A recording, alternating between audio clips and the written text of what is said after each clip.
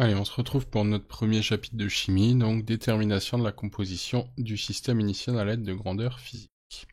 Donc, comme d'hab, on va commencer par des petits rappels de secondes. Que vous avez vu l'an dernier, donc vous avez parlé de la constante d'Avogadro, qui correspond donc au nombre d'entités chimiques qui se trouvent à l'intérieur d'une mole. Je vous rappelle qu'une mole, c'est, on va le définir en dessous, hein, c'est ce qu'on appelle un paquet de molécules, entre guillemets. Donc sa valeur ici, c'est une valeur qui n'est pas à connaître par cœur, hein, 6,02 10 puissance 23.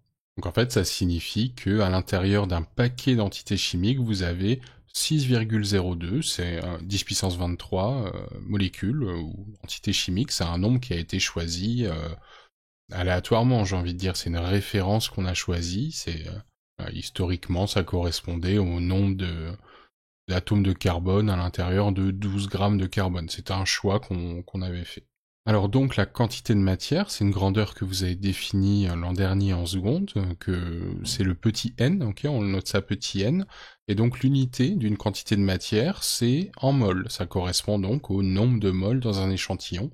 Donc voilà, ce qui est important, c'est le symbole dans un calcul. Donc le symbole de l'unité, c'est MOL, ok, mol sans le E, sans le S à la fin. Ça, c'est vraiment le symbole de l'unité. Par contre, dans une phrase, vous mettez mol avec un... Et la formule qui permet de relier justement le nombre d'entités chimiques, la quantité de matière et la constante d'Avogadro. Elle vous est donnée en dessous. C'est une formule que vous devez connaître, là, par contre.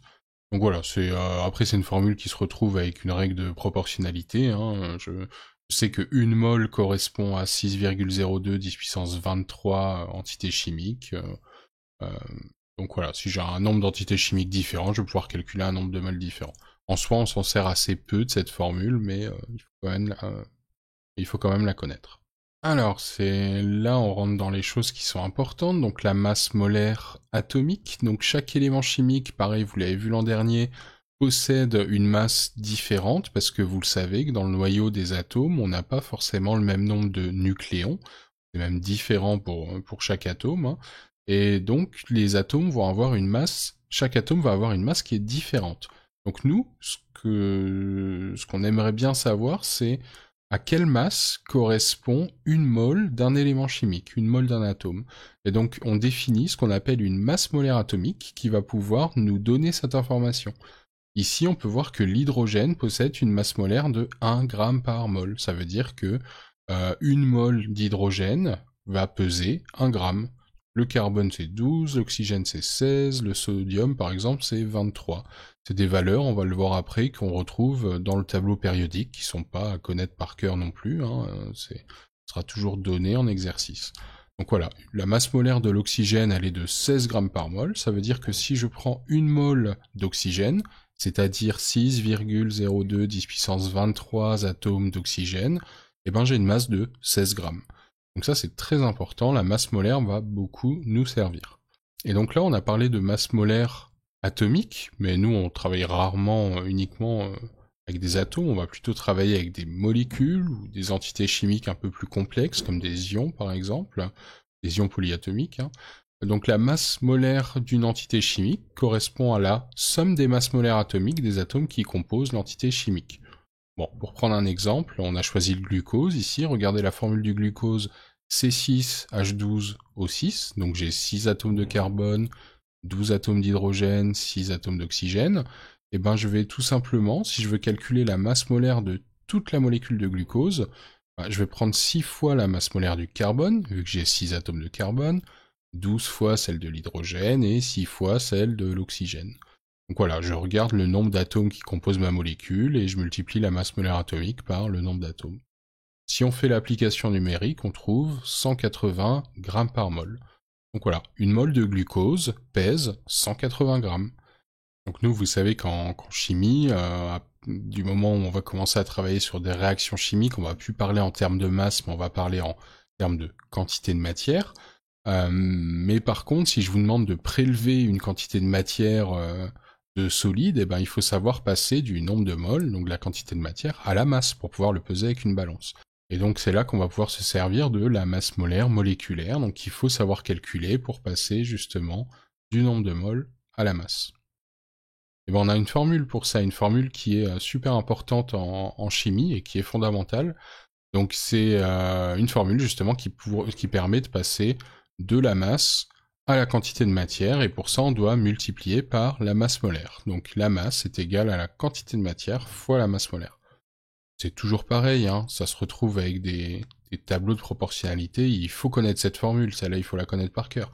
Mais si vous l'avez oubliée, bah ça se retrouve assez facilement. Hein. La masse molaire, vous savez que c'est la masse pour une mole, donc en fonction du nombre de moles, on va pouvoir retrouver la masse, ok? Mais bon, apprenez-la par cœur, celle-là elle est super importante. Attention, un petit piège ici, on utilise toujours la masse, vous savez, en kilogrammes dans le système international. Bon, ici c'est en grammes. Hein. Ici, vous voyez que les masses molaires sont données en grammes par mol, donc il faut que la masse soit exprimée en grammes. Alors si on prend un exemple, bah là par exemple je vous demande de prélever avec une balance une masse d'hydroxyde de sodium solide, avec des gants et des lunettes bien sûr, hein, c'est dangereux, une masse qui correspond à une quantité de matière de 2,10-2 mol d'hydroxyde de sodium solide. Bon, bah, comment on fait ça? Donc déjà, il faut calculer la masse molaire de l'hydroxyde de sodium. Donc comme tout à l'heure, cette fois il n'y a qu'un atome à chaque fois. Hein. J'ai un atome de sodium, un atome d'oxygène, un atome d'hydrogène. Donc a priori j'ai pas à multiplier par le nombre d'atomes, j'en ai qu'un à chaque fois. Si je fais mon petit calcul, je trouve 40 grammes par mol. Ensuite on applique la formule. Donc quantité de matière fois la masse molaire. Alors ici, j'ai pas mis les unités dans le calcul, vous pouvez les rajouter, hein, 2,10-2 mol fois 40 grammes par mol, donc il me reste des grammes à la fin, et il me reste 0,8 grammes. Donc là, il faudrait prélever 0,8 grammes à l'aide d'une balance pour avoir la quantité de matière qui est demandée. Et donc, les masses molaires atomiques des éléments chimiques, vous pouvez les trouver directement dans le tableau périodique. Donc là, là dans un tableau simplifié, comme ça, c'est le plus simple que vous pouvez trouver ça. Vous avez deux nombres, généralement, le numéro atomique et la masse molaire atomique. Attention, ils sont pas toujours placés au même endroit, hein, faut regarder la légende qui vous est fournie, mais a priori, vous pourrez toujours trouver les masses molaires atomiques à l'intérieur du tableau périodique. Alors, on peut parler maintenant du volume molaire d'un gaz. Donc si j'ai une espèce chimique qui est à l'état gazeux, en fait elle va occuper un certain volume, et si on est à la pression atmosphérique et à une température de 20 degrés, et bien quelle que soit l'espèce chimique, elle va toujours occuper le même volume, peu importe que ça soit du dioxygène, du diazote ou n'importe quoi, du dioxyde de carbone, peu importe l'espèce chimique, ce gaz, pour une quantité de matière donnée à une température constante, enfin une température de 20 degrés et une pression atmosphérique, elle va toujours occuper un volume de 24 litres. Donc ça, c'est ce qu'on appelle le volume molaire. Une mole de gaz occupe un volume de 24 litres. Donc le volume molaire, il est de 24 litres par mole.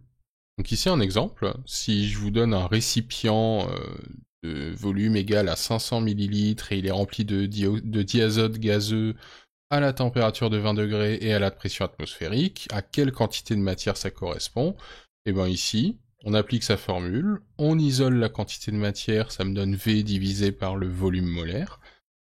Je fais attention à mes unités, le volume molaire il est en litres par mol, donc il faut que le volume au-dessus soit exprimé en litres également. Donc 500 ml, ça me donne 510-3 litres. Je fais mon application numérique et je trouve 2,1 10-2 mol.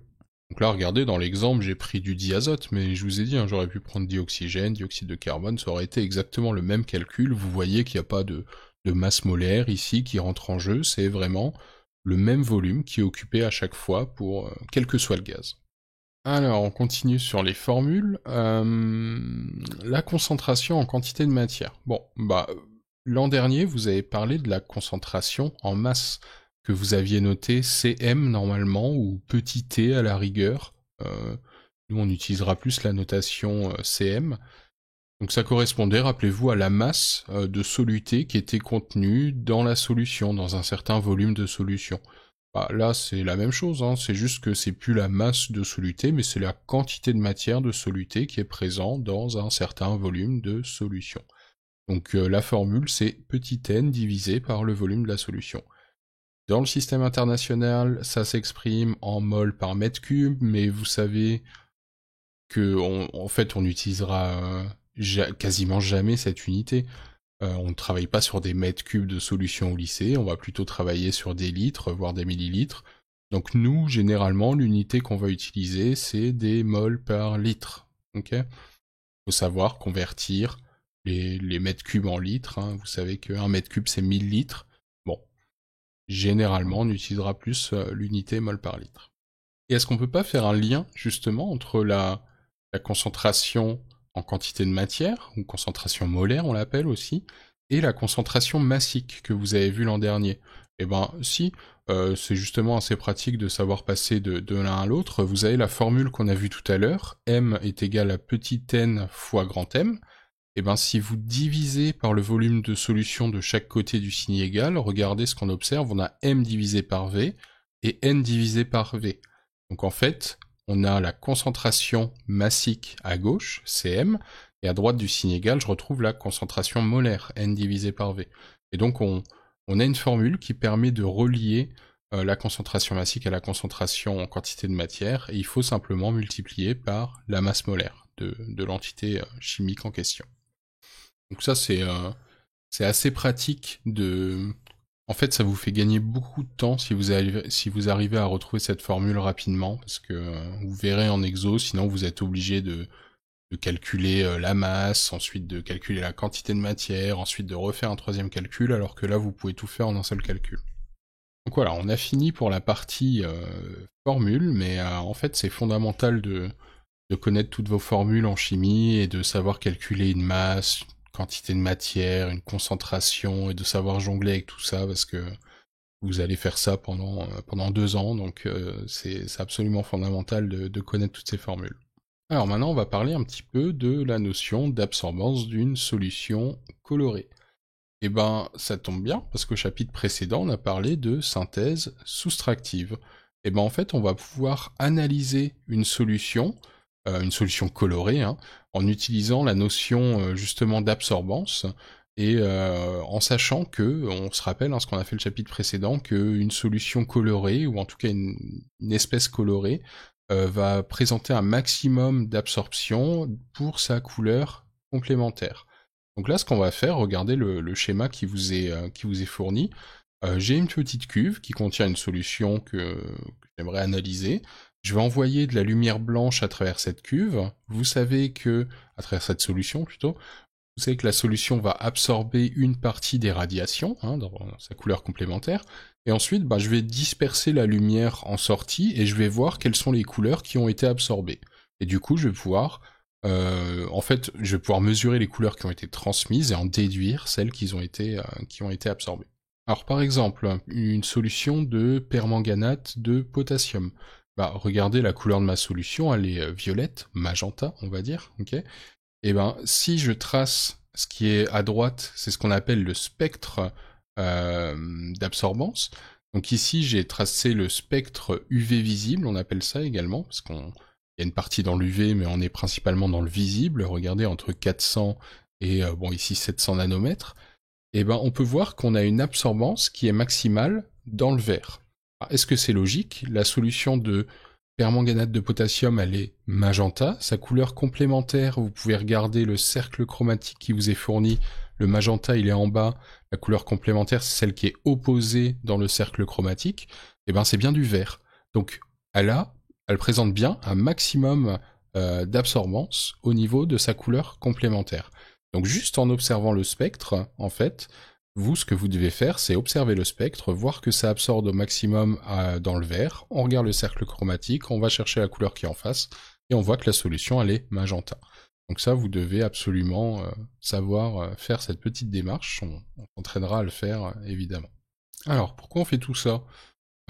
Déjà pour prévoir la couleur d'une solution, et ensuite, est-ce qu'on peut pas essayer de connaître la concentration de cette solution, par exemple de la solution de permanganate de potassium? C'est-à-dire, est-ce que l'absorbance est toujours la même en fonction de la concentration? Eh non, ça semble assez logique que plus j'ai une solution qui est concentrée, plus ma solution, moins la solution va pouvoir laisser passer de la lumière. Donc plus l'absorbance va être grande. Et en fait, ça, c'est ce qu'on appelle la loi de Beer-Lambert. Donc ici, la loi de Beer-Lambert, elle permet de relier l'absorbance à la concentration d'une solution.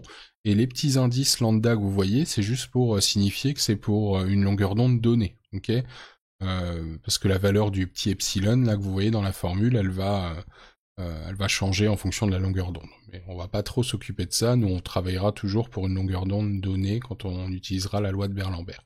Alors, les différents termes dans cette formule, eh ben on a A, grand A qui représente l'absorbance, qui est un nombre sans unité, le epsilon qui s'appelle le coefficient d'extinction molaire, on vous demande pas de retenir l'unité, etc. Faut juste comprendre que ça dépend de l'espèce chimique. Il y a certaines espèces chimiques qui vont beaucoup absorber, d'autres un petit peu moins. Et ben c'est cette capacité à absorber, entre guillemets, à les donner dans cette valeur de epsilon. Plus epsilon est grand, plus la solution va absorber. Mais bon, c'est une valeur qui est constante pour une espèce chimique. Petit l, c'est la largeur de la cuve. Généralement, c'est 1 cm. Donc, pas de problème là-dessus. Et c'est la concentration molaire, donc la concentration en quantité de matière. Ce qu'on peut voir, c'est que si epsilon est constant, ce qui est le cas pour une espèce chimique donnée, et qu'on ne change pas la largeur de la cuve au milieu de l'expérience, on n'a aucun intérêt à faire ça, et ben epsilon L, c'est constant. Et donc au final, pour une solution diluée, et ben l'absorbance d'une solution, elle est proportionnelle à sa concentration. Donc c'est ce qu'on a dit tout à l'heure. Plus la concentration est élevée, plus la couleur de la solution va être importante, et ben moins la solution va pouvoir laisser passer de la lumière, et donc plus l'absorbance sera grande. L'absorbance est proportionnelle à la concentration. Et ça c'est super important parce qu'on va pouvoir s'en servir pour faire des dosages. Et donc notamment un dosage par étalonnage. Alors, qu'est-ce qu'un dosage par étalonnage? Déjà, qu'est-ce qu'un dosage? Un dosage consiste à déterminer la concentration ou la quantité de matière présente dans un échantillon. Donc là, j'aimerais bien savoir, par exemple, quelle est la concentration de mon permanganate de potassium. Et bien, ce qu'on va faire, c'est qu'on va prendre une solution mère. Rappelez-vous, solution mère, une solution qui est relativement concentrée. Et ben, je vais la diluer plein de fois. Donc il faut bien que je connaisse la concentration des solutions phi que je prépare, hein, donc il faut que je fasse attention à mes dilutions. Je vous rappelle qu'une dilution, ça se fait toujours dans une fiole jaugée et une pipette jaugée. Et ensuite, on va mesurer l'absorbance de chaque solution que j'ai préparée. Vu que on a dit que l'absorbance est proportionnelle à la concentration, regardez mon graphique, j'ai tracé A en fonction de C, et j'obtiens une droite qui passe par l'origine, c'est proportionnel. Et ça, on va pouvoir s'en servir, parce qu'ensuite je vais prendre ma solution inconnue, je vais mesurer son absorbance, et je vais utiliser la droite que j'ai construite pour pouvoir déterminer la concentration de ma solution inconnue en abscisse. Donc ça, c'est le principe d'un dosage par étalonnage.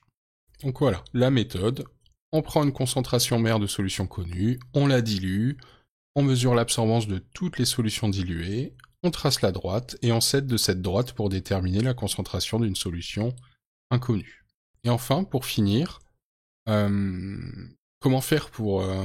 Alors, je vais pas vous rappeler la méthode pour faire une dilution, enfin, on peut en reparler, hein. Vous avez une fiole jaugée, vous prenez une petite partie, un petit volume de solution mère, mais il faut que ça soit un volume mesuré précisément, donc vous prenez une pipette jaugée, et ensuite vous rajoutez de l'eau distillée jusqu'au trait de jauge, et vous obtenez votre solution phi.